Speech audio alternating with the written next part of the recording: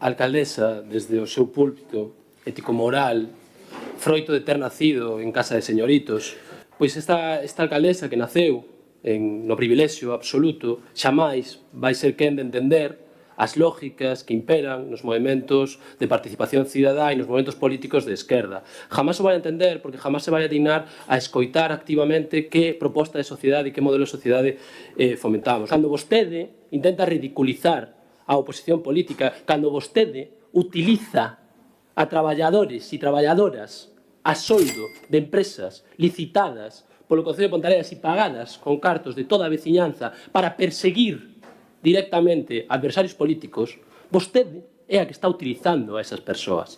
Cando vostede o que está utilizando é unha persoa que está contratada cunha licitación polo Concello de Ponteareas para beneficio dun partido político, é vostede quen está utilizando a esa persoa. E pasa que vostede, desde esa posición que considera que o poder lle pertence por ter nacido onde naceu e que o poder é solo teu, non entende que aquí hai representación popular tamén. Cando nos presentamos a eleccións democráticas enganando a cidadanía, ou cando nos presentamos a eleccións democráticas comprando medios de comunicación, ou cando nos presentamos a eleccións democráticas comprando a persoal do Concello de Ponteareas a beneficio do partido político, é vostede a que está alterando os principios democráticos. Cando vostede non se digna a dar oportunidade a todas as forzas políticas a participación directa, é vostede a que está enterrando a democracia. E ese é o principal problema. Vostedes estades nos brazos da ultradereita e esa lógica é a que impera. E esa lógica é a que deshumaniza ao rival político. E esa é a lógica e a antesala, vos guste ou non, ao fascismo.